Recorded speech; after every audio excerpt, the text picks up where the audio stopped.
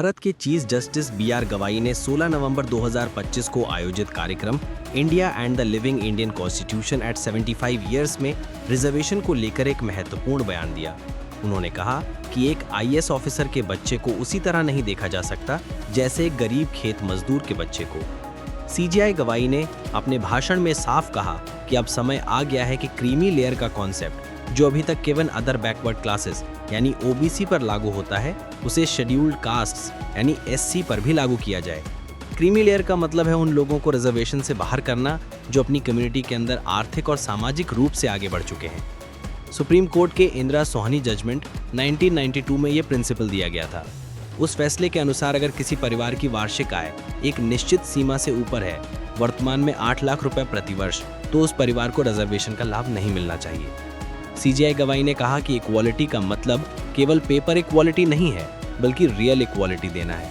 अगर एक ही कम्युनिटी के अंदर कुछ ग्रुप्स आगे निकल गए हैं और कुछ अब भी पीछे हैं, तो उन्हें अलग से ध्यान देना संविधान के आर्टिकल्स 14 और 16 की भावना के अनुरूप है। उन्होंने ये भी कहा कि प्रिविलेज्ड और अंडर प्रिविलेज्ड को एक जैसा ट्रीट करना असली इक्वालिटी नहीं है।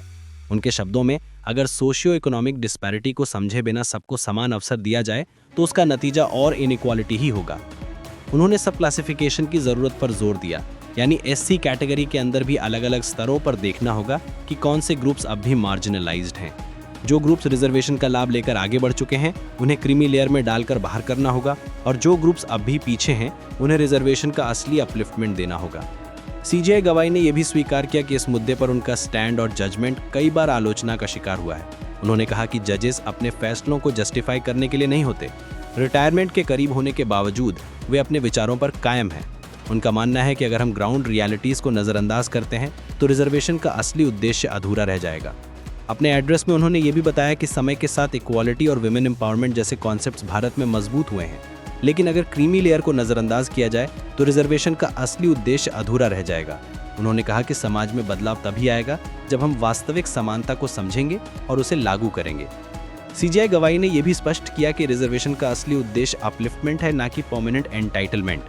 अगर कुछ ग्रुप्स अब भी अपलिफ्ट नहीं हो पाए हैं तो उन्हें अलग से ध्यान देना सामाजिक न्याय का हिस्सा है। उन्होंने याद दिलाया कि संविधान के मूल में लिखा है जस्टिस, सोशल, इकोनॉमिक, पॉलिटिकल। बिना सब क्लासिफिकेशन और क्रीमी लेयर एक्सक्लूजन के ये जस्टिस अधूरा रह जाता है। इस बयान के बाद देश भर में रिजर्वेशन पर नई बहस शुरू हो गई है। कुछ लोग इसे सामाजिक न्याय की दिशा में एक प्रैग्मेटिक कदम मानते हैं, कुछ लोग इसे रिजर्वेशन के फ्रैगमेंटेशन के रूप में देखते हैं। सुप्रीम कोर्ट में भी एक अहम वर्डिक्ट का इंतजार है जो सब क्लासिफिकेशन और क्रीमी लेयर एक्सक्लूजन पर स्पष्टता ला सकता है। सीजेआई गवाई का यह बयान रिजर्वेशन की नीति को लेकर एक नया दृष्टिकोण सामने लाता है। उन्होंने कहा कि अगर प्रिविलेज्ड और अंडर प्रिविलेज्ड को एक ही कैटेगरी में रखा जाए तो असली समानता नहीं मिल सकती। उन्होंने ये भी कहा कि सोशियो इकोनॉमिक डिस्पैरिटी को समझे बिना सबको समान अवसर देना और भी इनइक्वालिटी पैदा करेगा। इसी वजह से उन्होंने सब क्लासिफिकेशन और क्रीमी लेयर एक्सक्लूजन की जरूरत पर जोर दिया। उनका स्टैंड ये था कि एससी रिजर्वेशन के अंदर सब क्लासिफिकेशन होना चाहिए ताकि जो ग्रुप्स अब भी मार्जिनलाइज्ड हैं उन्हें एक्चुअल अपलिफ्टमेंट मिल सके। उन्होंने ये भी कहा कि रिजर्वेशन का असली उद्देश्य अपलिफ्टमेंट है, और अगर कुछ ग्रुप्स अब भी अपलिफ्ट नहीं हो पाए हैं तो उन्हें अलग से ध्यान देना सामाजिक न्याय का हिस्सा है। सीजेआई गवाई ने अपने भाषण में ये भी बताया कि समय के साथ इक्वालिटी और विमेन एम्पावरमेंट जैसे कॉन्सेप्ट्स भारत में मजबूत हुए हैं, लेकिन अगर क्रीमी लेयर को नज़रअंदाज किया जाए तो रिजर्वेशन का असली उद्देश्य अधूरा रह जाएगा। उन्होंने कहा कि समाज में बदलाव तभी आएगा जब हम वास्तविक समानता को समझेंगे और उसे लागू करेंगे। उनका बयान इस बात पर जोर देता है कि रिजर्वेशन पर डिबेट केवल नंबर्स और कोटास की नहीं है, ये एक डीपर कॉन्स्टिट्यूशनल और मोरल क्वेश्चन है। सवाल यह है कि क्या हम सच में हर एक को उसकी स्थिति से उठाने की कोशिश कर रहे हैं या केवल एक ब्लैंकेट इक्वालिटी का इल्यूजन बना रहे हैं।